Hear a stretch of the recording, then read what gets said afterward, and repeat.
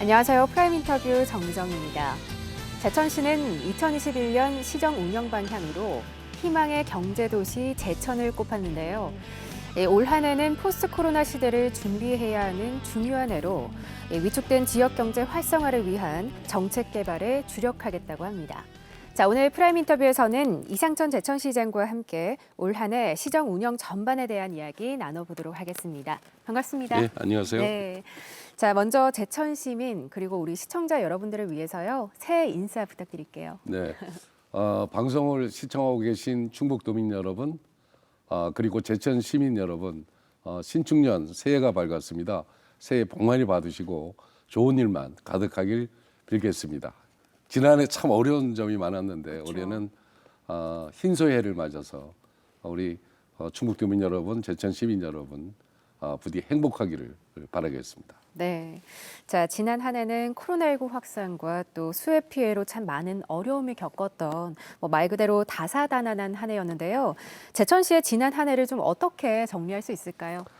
예, 지난 8월에 정말 정말 오랜만에 제천시는 48년 만에 네. 큰 물난리를 겪었고요. 그렇죠. 또 저희가 코로나 청정도시를 유지하다가 11월 25일부터 코로나가 많이 발생해서 네. 정말 힘든 한 해를 보냈습니다. 정말 돌이켜볼 때 어려운 한 해였던 것 같습니다.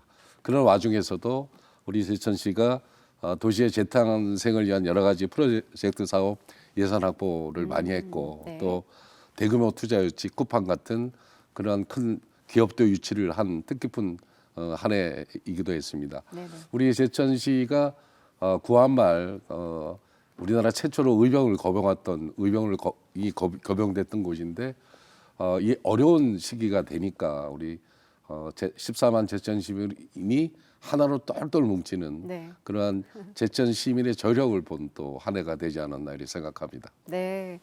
자, 지난해 제천시는 다시 뛰는 도심, 희망의 경제도시 실현을 위한 정책들을 추진하는 데 집중해 오신 걸로 알고 있습니다.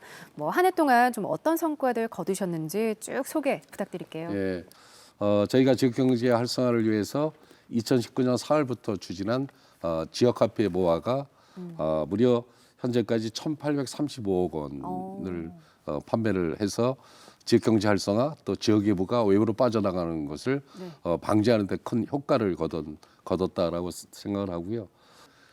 사실은 총 쿠팡 포함해서 총 8,888억 원의 투자 유치를 이끌어냈는데 네. 이것이 지역 경제 활성화의 원동력이 될 거다라고 생각을 하고요.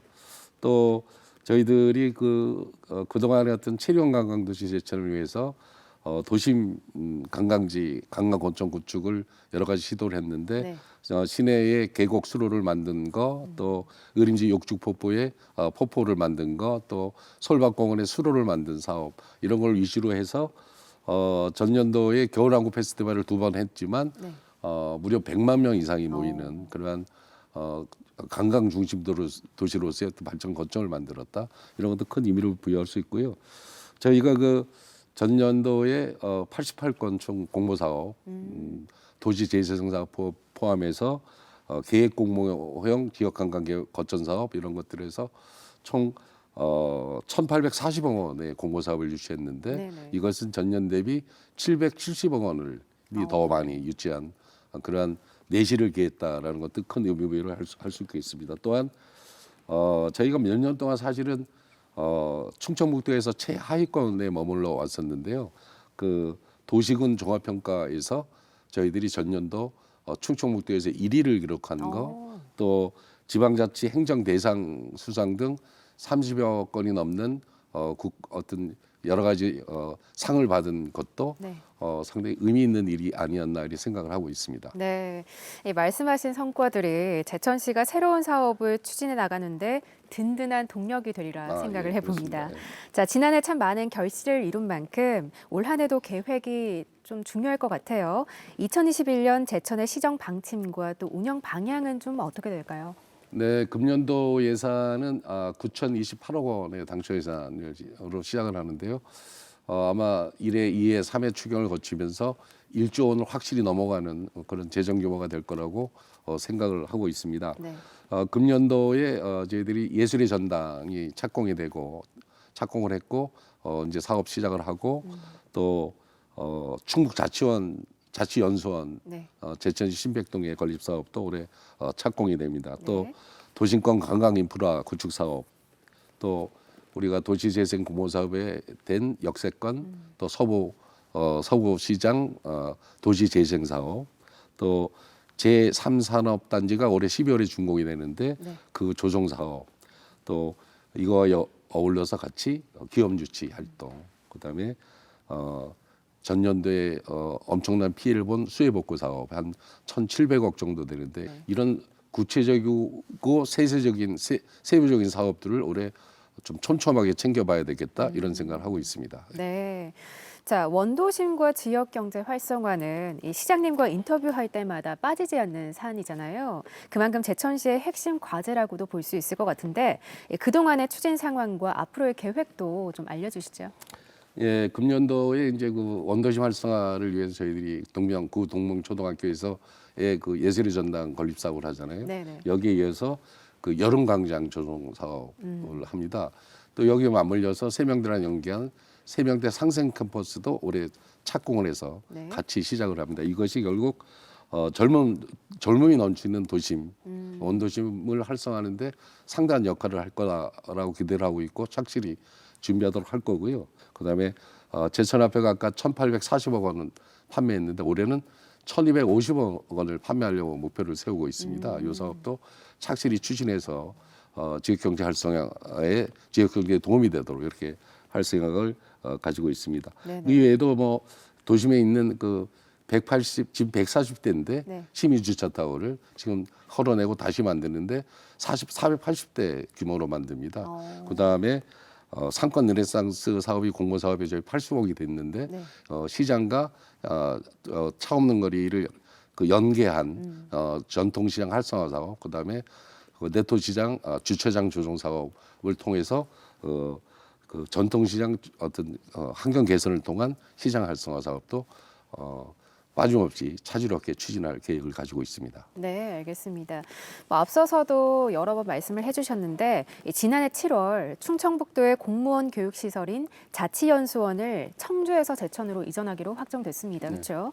자, 지역 균형 발전의 마중물인 만큼 잘 준비하셔야 할 것 같은데요. 현재 좀 어떻게 진행되고 있을까요? 예, 이 사실 충청북도 우리 이성 지사님께서 어려운 결정을 해주셨고 네. 정부에서도 사실은 우리 현재 문재인 정부 하에서도 지방 균형 발전을 계속 어떤 국정 과제로 밀고 있지만 네. 충청북도에서는 사실 최초로 자치연수원이라는 공공기관을 소외 지역인 국부권에 이전시키는 그러니까 충청북도의 균형 발전을 현실화한 사업이 이 사업인데 네네.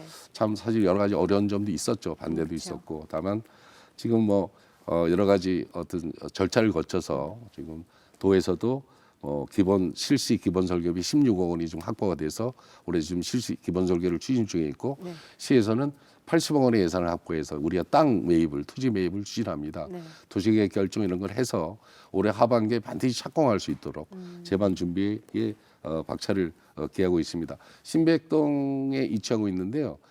사실은 신백동도 옛날 태백선 철도가 두악 저쪽으로 옮겨가면서 좀 개발이 좀 소외된 지역입니다. 그래서 신백동에 자치연수원이 들어오면 네. 여기에는 사실은 이번에 또 많은 배려가 있어서 어떤 숙박시설이라든지 식당 이런 것들이 직원들을 위한 거지 교육생들은 주로 와서 좀 바깥에서 잠을 자야 되고 이런 문제가 있습니다. 그 결국은 제천 시민한테는 또 신백동 주민들한테는 상당한 그 지역 경제에 도움이 많이 될 거다라고 기대를 하고 있고요. 이쪽 신백동의 제천의 동부축 발전에 상당한 이것이 마중물 역할을 할 거다라고 큰 기대를 하고 착실히 준비하도록 하겠습니다. 네, 알겠습니다. 자, 지난해에도 이 대규모 물류센터를 유치하는 등 제천시는 민선 7기 2년 동안 투자 유치를 위해서 참 많은 노력을 기울여 왔고 그런 만큼 좀 가시적인 성과를 많이 거두셨습니다. 앞으로의 투자 유치 활동 계획은 좀 어떨까요? 네, 사실은 제천의 사통팔달에 접근성이 좋은 우리나라 중심부에 위치해서 근데 그동안 큰 대규모 물류기업이 안 들어와서 저희들도 상당히 좀 왜 이런가라는 어떤 그런 게 많았는데 쿠팡이 들어오면서 또 어떤 쿠팡을 중심으로 한 물류단지로서의 제천이 부각되면서 지금 제3산업단지를 중심으로 한 그 물류단지의 문의세도가 엄청 많이 되고 있습니다. 그래서 이 물류단지 쿠팡이 들어오면 어떤 일자리도 지금 말로는 저희들이 500개라고 했는데 얘기를 하는데 500개 이상 1000개까지도 저희들이 일자리 창출에 상당히 기여할 수 있을 것이다라고 큰 기대를 걸고 있습니다. 제가 이제 시장돼서 3년이 돼가는데 투자 유치에 열심히 노력을 했고요. 아까 얘기했다시피 8,888억 원이라는 입주 그걸 우리가 실적이 있고요. 또 제3산단이 이제 2018년 시작해서 지금 올해 말에 올해 사실은 8월인가 9월, 8월 정도에 다 산단 조성이 됩니다. 그런데 저희들은 이 제3단이 완료되는 시점에 거기에 들어오는 기업을 100% 유치하기 위해서 올해 열심히 노력을 할 생각을 가지고 있습니다. 일단 일진글로벌이랑 쿠팡 그에 몇 개 기업이 들어와서 현재 한 50% 정도가 지금 입주가 돼 있는 입주를 저희들이 시킨 상황이고요. 나머지 50%를 올해 기업 유치를 해서 제3산단을 통한 지역경제 활성화에도 촘촘하게 저희들이 일을 추진하겠다라는 그런 의지를 이 자리에서 밝히겠습니다. 네, 자 지속적인 지역 발전을 위해서라면 이 신성장 산업 발굴만큼 중요한 일도 없을 것 같습니다. 신성장 전략 산업 육성에 대해서는 좀 어떤 방안을 가지고 계실까요? 네, 제천이 이제 바이오 엑스포도 2번 하고 한방도시로서의 제천으로서 계속 갔는데 이 한방도시가에 더 나가서 그 천연물 특화 도시로 저희들이 지금 열심히 천연물 도시 천연물 산업을 특화하기 위한 여러 가지 프로젝트를 진행 중인데 내년도에도 천연물 제재 다각화 지원 사업이라든지 천연물 지식산업센터 구축 이건 다 예산이 확보된 사업이고 이 사업 추진에 만전을 기할 거고요. 여기에 더해서 지금 자동차 부품 산업을 저희들이 또 새로운 동력 산업으로 좀 역점적으로 추진하기 위해서 자동차 부품과 관련한 기업 유치에 더 신경을 써서 추진을 하도록 이렇게 할 계획으로 있고 지금 일진글로벌이라든지 또 작년 되고 제 기업 유치한 인팩이라는 전기 자동차 관련된 사업인데 회사인데 이런 자동차 부품 산업 위주로 제3산단에 더 기업 유치를 위해서 열심히 노력할 생각을 가지고 있습니다. 자, 이 말씀하신 전략대로 잘 추진하셔서 지속 가능한 제천 발전을 이끌어 가시길 기대하겠습니다. 자, 프라임 인터뷰 오늘은 이상천 제천시장과 함께하고 있는데요. 계속해서 제천 시정 관련해서 이야기 나눠보도록 하겠습니다.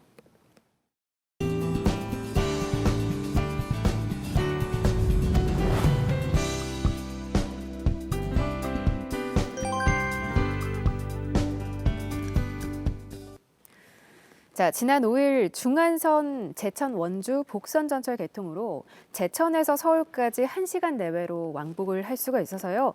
바야흐로 수도권 시대가 열렸다라고 표현을 할 수 있게 됐습니다.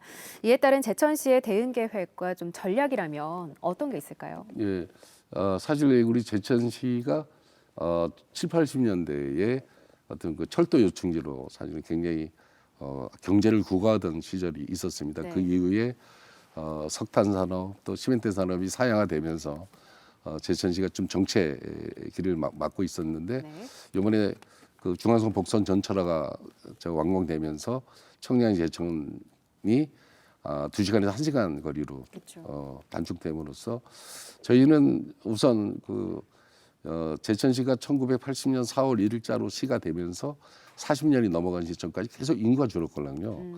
그런데 제가 제천시가 인구가 다시 역으로 늘 수 있는 절호의 기회가 아닌가 이런 생각을 합니다. 그래서 수도권, 경기권 한 400만, 500만의 수도권 인구 중에서 좀 제천으로 좀 인구 유입을 할 수 있는 방법에 대한 다양한 그 프로젝트를 지금 열심히 준비하고 있고 네. 또 열심히 해서 서울 경기권 일원의 사람들이 제천에 와서 살 수 있도록 또 그것이 제천 인구 증가에도 상당히 기여할 수 있도록 다양한 대책을 만들고 있다는 점 말씀드리고 싶습니다. 예. 네.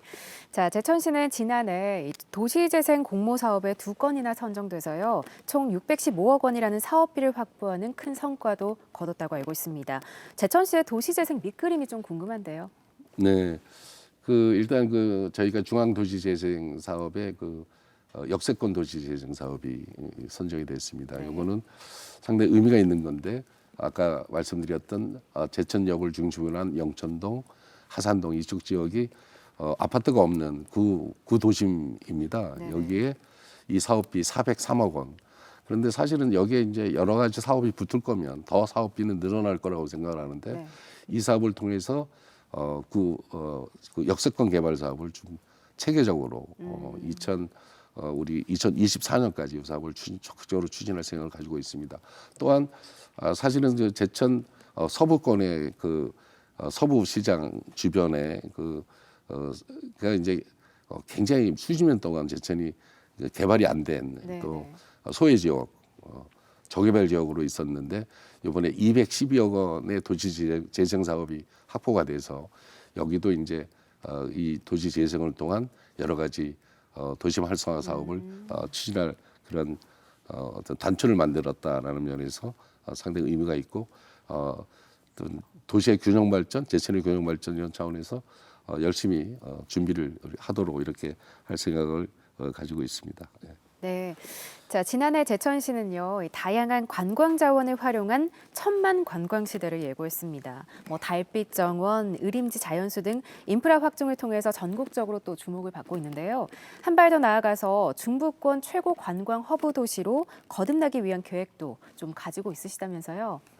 제천을 찾는 관광객 증가폭은 아마 전국에서 가장 관광 증가폭이 높은 데가 제천입니다. 왜냐하면 문화관광부 집계에 의하면 2018년도에 480만 명 정도가 제천을 찾았다고 해요. 네, 제천 주변을.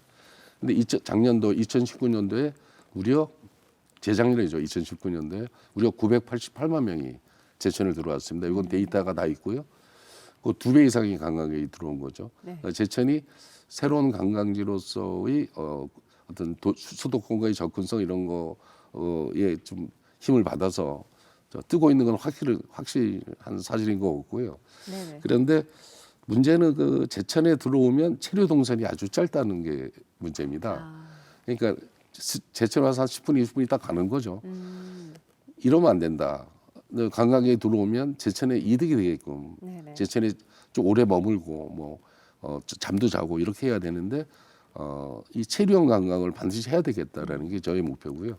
그걸 위해서 열심히 준비를 하고 있습니다. 아까 얘기했던 그런 면에서 이제 의림지 용추폭포는 한국관광공사에서 작년도에 가을철 숨은 관광지 7선에 들어갔고 또 얼마 전에 청콩호반 케이블카는 네. 우리나라 관광의 별, 우리나라에서 최고의 관광지로 또 선정이 된 지금 아직 문화관광부에서 선정 엠바고를 했다고 그래요. 얘기 못하게 하는데 네. 충청북도에서 충청 우리나라 관광 100선에 4곳이 선정이 됐습니다. 충청북도에서 그중에 2곳이 제천이니까요. 제천 관광이 어떤 중부권 관광의 핵심으로 보상되고 있다라는 것은 확실한 것 같습니다. 이런데 이분들을 어떻게 좀 체류 동선을 더 넓히느냐, 도심으로 들어오게 하느냐, 네. 이거는 제천시의 역할이고 시장의 역할이다 이렇게 생각을 합니다. 그래서 저는 미식 도시, 제천이 원래 음식이 맛있는데 네. 미식 관광을 좀 더 활성화할 계획을 가지고 있고요. 또 외지에서 오신 관광객들이 어떻게 하면 도심으로 들어올 수 있느냐. 그래서 제가 차 없는 거리에 계곡수로 달빛 정원도 만들고 이렇게 의림지 용추폭포도 하고 지금 제가 기획하고 있는 좀 약간 논란이 됐던 김영희라는 딱정이 작가 전 세계적인 딱정이 작가를 활용한 김영희 딱정이 박물관도 도심권에 시내권에 만들려고 하는 것들이 다 이 많은 관광객들이 어떻게 하면 도심으로 들어와서 이분들이 음식도 사 먹고 쇼핑도 하고 잠도 주무시게끔 이렇게 하려고 하는 겁니다. 더 여기서 제천의 한계가 도심에 지금 그냥 깔끔한 어떤 그 호텔이나 이런 게 없다라는 게 다 외곽에 있죠. 리솜이나 리조트나 ES 리조트 다 외곽에 있으니까 도심에 제천만의 호텔을 좀 만들어 보자라고 구상한 것이 게스트하우스입니다. 게스트하우스를 전년도에 저희들이 4개를 좀 만들고 있는데 올해도 또 만들 겁니다. 그래서 소규모 호텔을 제천형 호텔을 만들어서 도심으로 들어온 관광객들이 잠도 주무시고 또 제천에서 오래 머물 수 있도록 하기 위한 제천형 호텔을 게스트하우스로 만들고 있다는 점도 좀 알아주셨으면 좋겠습니다. 네, 자 관광도시 제천의 발전을 앞으로 더 기대를 해보도록 하겠습니다. 제천시가 올해부터요 출산 가구에 총 5천만 원까지 5,150만 원입니다. 5,150만 원까지 출산 자금을 지원해 준다고 들었습니다. 사실 저 역시도 이 소식을 접했을 때 와 굉장히 파격적이다라는 생각이 들었는데요. 좀 어떤 내용인지 상세히 설명 부탁드릴게요. 예, 우리 제천 뭐 인구 10만에서 20만 도시 우리나라 다 거의 공통적인 현상인데요. 네, 애를 안 낳는 거죠. 그렇죠. 예, 저희 데이터에 보면 2016년도에 제천시 출생아가 891명이었습니다. 근데 이 작년 말 2020년 말에 614명. 무려 277명이 주는 거죠. 확 줄었네요. 비율로 따지면 30%가 주는 겁니다. 네. 이렇게 인구 그러니까 이제 연로하셔서 돌아가시는 분과 출생하는 율과의 그 격차가 네. 인구에서 줄게끔 구조적으로 돼 있는 거죠. 그래서 이렇게 안 되겠다 이렇게 하면 그래서 이제 어떤 인구를 아기를 낳게끔 하기 위해서는 좀 더 충격적인 방법을 써봐야 되겠다라는 생각을 했고요. 이거 뭐 제 머릿속에 나온 건 아닙니다. 사실 이거는 헝가리가 이 국가 시책으로 이걸 해서 헝가리가 아기를 결혼해서 출산하면 정부에서 5천만 원, 우리나라 돈으로 4천만 원이고 5천만 원을 줍니다. 국가에서. 네네. 이 정책의 힌트를 얻어서 그 제천시의회 이정현 젊으신 아주 그 진취적인 의원님이 계신데 의원이랑 협의해서 네. 이 사업을 시작하게 됐고요. 이거는 쉽게 얘기하면 애를 3명 낳으면 5,150만 원을 드리는 정책입니다. 그러니까 3명을 낳았네요. 1명 낳으면 150만 원, 2명 낳으면 1,000만 원, 3명 낳으면 4천만 원 들여서 토탈 5,150만 원을 드리는 사업이다. 이렇게 쉽게 이해를 해 주셨으면 좋겠습니다. 네. 자, 지난해에는 코로나와 또 수해로 인해서 전국 어느 지역에서나 문화체육 행사가 축소 또는 폐지되거나 했는데요. 올해도 그 연장선상으로 좀 볼 수 있지 않을까 짐작을 해봅니다.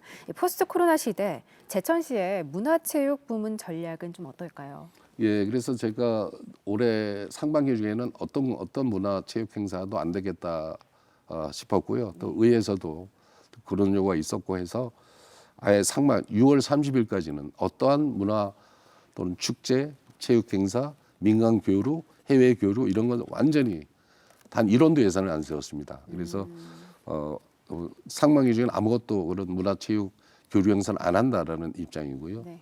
다만 8월 달에 하는 그 제천국제음악영화제는 어떤 상황을 봐서 또 겨울축제예요. 저희가 100만 명 이상이 오는 겨울축제는 코로나 사태를 예의주시하면서 제천 시민이 우선이니까요. 네.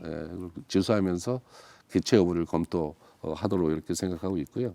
제천이 전년도 재작년에 만든 문화재단이 굉장히 활성화돼서 네. 잘 하고 있습니다. 문화재단을 중심으로 해서 비대면으로도 시민 문화 욕구에 부응할 수 있는 여러 가지 다양한 비대면 문화시책을 추진하고 있고요. 체육도 마찬가지로 제천시 체육회를 통해서 생활체육 활성화를 위한 여러 가지 시책을 추진하도록 이렇게 할 계획입니다. 또한 저희들이 스포츠 기반 시설 송악에는 이거 국제 공인 구역의 야구장 건립 사업을 착실히 진행되고 있고 또 세명대 그쪽 주변에 저희가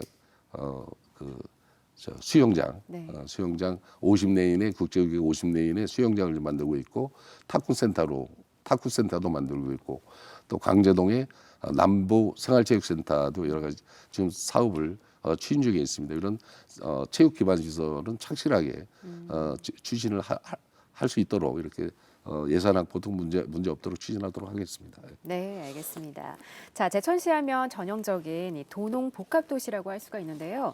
친환경 미래농업 등 혁신을 통한 지역 농업의 경쟁력 제고가 그 어느 때보다도 좀 절실하리라 생각을 해봅니다. 이와 관련해서 제천시만의 정책이라면 좀 어떤 게 있을까요? 예, 그래서 저희들이 이제 그 공모사업으로 바이오 첨단 농업 복합단지와 그다음에 지역 특화 임대형 스마트 팜 건립 사업, 네. 이게 총 사업비가 470억 정도 되는 사업입니다.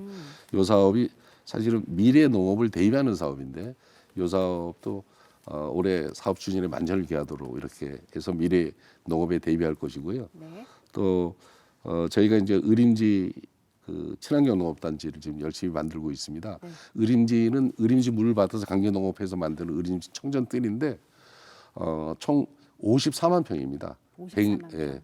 160헥타. 그 중에 이제 제가 3년 시장 되자마자 바로 그 친환경 농업을 시작해서 올해는 160헥타 중에서 110헥타를 친환경 농업으로 농약 안 쓰고 친환경 농업으로 이걸 친환경 농업단지로 아예 만듭니다. 그래서 저는 친환경 농업단지 플러스 이것을 친환경 관광으로 농업 관광화를 하기 위해서 거기 이제 초록길 드립하는데도 하나하나 착실히 만드는데, 현재 그 브릿지 그 도로가 있는데 도로를 연결하는 브릿지 사업을 지금 만들고 있고요. 네네. 또 그 밑에 광장에는 세 개의 근해공원을 만들어서 또 하나의 관광 거점으로 좀 만들려고 하는 사업 여러 가 하나하나 착실히 추진을 하고 있습니다. 저희들이 이제 수도권과 접근성 좋고 하니까 그 도시인들, 비농인을 대상으로 한 네네. 그 소규모 전원 마을 같은 거 조성을 해서 보다 형식적이지 않고 실질적으로 외지인들이 기촌에서 제천에서 공기 좋고 물 좋은 제천에서 살 수 있도록 제반 조건을 만들어주는 그러한 행정에도 누수됨이 없이 착실히 추진하겠다는 점을 말씀드리겠습니다. 네, 알겠습니다. 자, 저희가 말씀 나누다 보니까 어느새 마무리할 시간인데요. 마지막으로 제천 시민과 또 시청자 여러분들께 못다한 말씀 있다면 해주시죠. 예, 저도 시민의 대표로서 제천시장직을 수행하면서 전년도는 참 제가 생각해도 참 힘들었다. 그렇죠. 예, 생각하기 싫을 정도로 힘들었는데 네. 또 하나 제가 감동적인 것은 저희가 코로나가 많이 나서 좀 또 시민들은 너무 어렵고 먹고 살기 어렵고 해서 그 고통을 좀 분담해 보자. 그래서 월급 받는 사람들, 저 같은 사람들은 좀 돈을 내놔서 좀 어려운 사람들, 일용직 근로자라든지 뭐 택배하는 사람들 뭐 이런 분들한테 좀 나눠주는 걸, 고통 분담금을 좀 만들어 봅시다라고 시민들한테 제안을 했는데. 네. 10억을 목표로 한번 해보자. 돈을 10억을 모금해보자 했는데 그 되겠냐라고 했습니다. 그런데 무려 500군데 가까이 네. 협조를 해주셨고요. 현재 16일까지 모았는데 지금 13억 2천만 원을 모았습니다. 이거는 거의 전례가 없고 전국적으로 사례가 없는, 참 너무 시민들한테 감동을 받았고 또 고맙게 생각을 합니다. 요거는 지금 정부에서 계속 그 소상공인한테 돈을 주지만 네. 그래도 또 사각지대가 있습니다. 일용직 근로자들, 날품팔이 하는 사람들 또는 뭐 여러분들이 돈을 못 받는, 사각지대 돈을 못 받는 사람이 그렇죠, 있습니다. 그래서 그런 분 위주로 1인당 50만 원씩 총 한 2,600개에서 700명에게 25일부터 2월 설 전까지 해서 나눠줄 계획을 갖고 있습니다. 이 자리를 빌어서 진짜 우리 시민 여러분께, 시민 여러분의 따뜻한 마음, 이런 것들에 대한 감동을 전하고 시민 여러분들 참 고맙다, 감사하다는 말씀을 드리겠습니다. 올해 하여튼 제가 시장 될 때 느꼈던 시민에게 박수 받는 시장 되겠다라는 생각 항상 갖고 올해도 열심히 일하겠다라는 각오를 다시 한번 다져보는 시간이 되도록 하겠습니다. 네. 네, 프라임 인터뷰 지금까지 이상천 제천시장과 함께했는데요. 오늘 말씀 고맙습니다. 네, 고맙습니다. 올 한 해 지역 경제 활성화와 일상의 회복을 위해 최선을 다할 것이라고 이상천 시장이 신년사에서 밝힌 포부인데요. 14만 제천 시민과 함께 희망의 경제도시 제천 건설을 위해 앞으로의 멋진 활약을 기대해 보도록 하겠습니다. 자, 프라임 인터뷰 오늘은 여기서 인사드리겠습니다. 시청해주신 여러분 고맙습니다.